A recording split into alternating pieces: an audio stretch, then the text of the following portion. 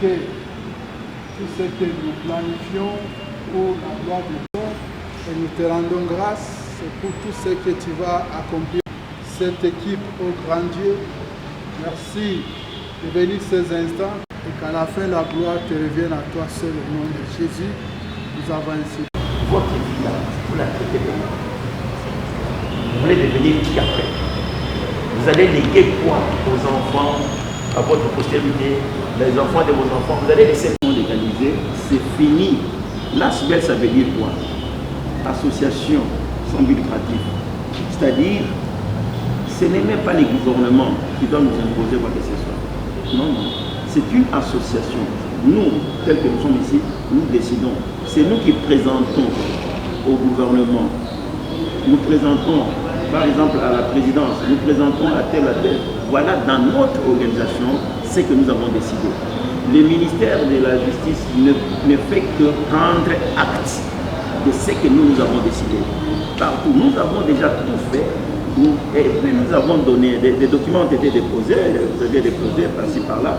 C'est fini, il n'y a pas un autre problème. Si par exemple quelqu'un est en train de dire non, on doit y revenir, non, ça il rêve debout. On ne peut pas y revenir. L'association sans but lucratif décide à partir de l'Assemblée générale.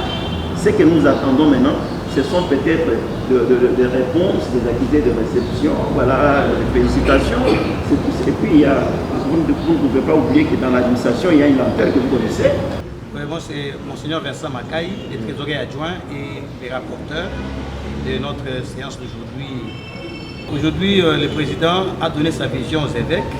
Après, les synodes devaient donner la manière de travailler aux évêques et puis comment on peut conduire nos entités et les pasteurs. Dans les renouveaux, dans la renaissance des choses, il était important que nous puissions remobiliser nos pasteurs, nos révérends de Kinshasa d'abord, et puis rappeler les autres membres qui voulaient venir et encourager ceux qui étaient fatigués à venir. C'est une très grande réunion qui aura à nous permettre d'identifier encore nos vrais membres.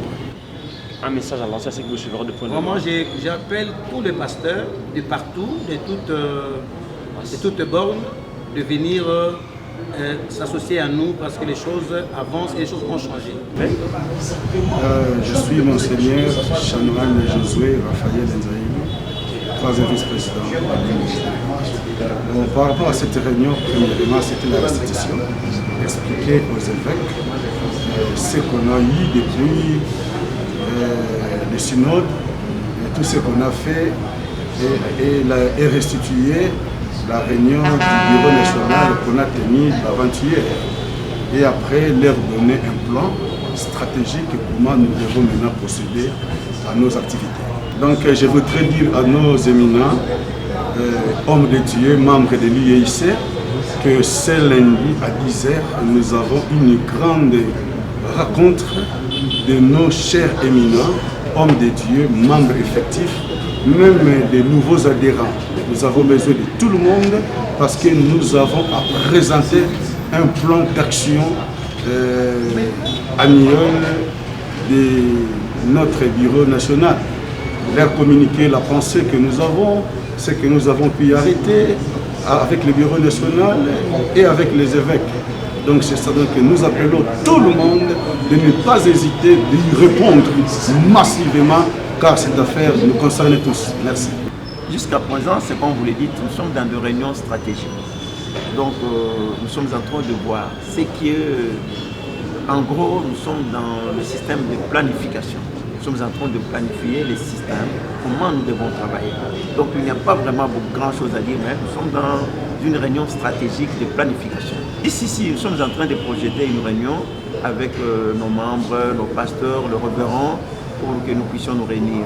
Donc là, c'est d'ici là. La machine est en marche, nous sommes en train de travailler et nous voudrons que les gens viennent nous rejoindre, ceux qui veulent devenir membres de l'UIC, l'Union des Églises Indépendantes, avec le nouvel élan. C'est ça. Nous attendons que tout le monde vienne chez nous parce que nous devons marcher. C'est avec Christian Jacob Kabamba, le vice-président national de l'Union des Églises Indépendantes. C'était une réunion de communication avec les évêques de la ville de Kinshasa.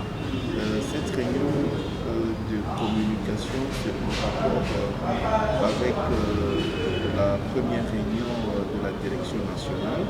On devait faire une communication pour juste restitution de tout ce qui a été retenu au niveau de la réunion. Comme nous commençons les actions du terrain, alors on a préféré commencer avec la province ville de Kinshasa, comme c'est déjà la capitale.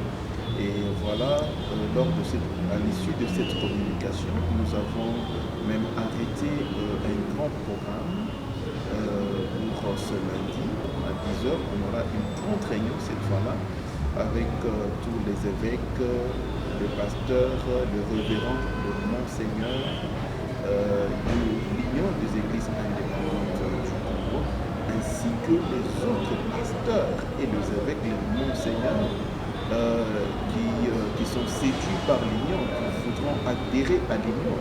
Ils sont aussi les bienvenus dans cette grande réunion.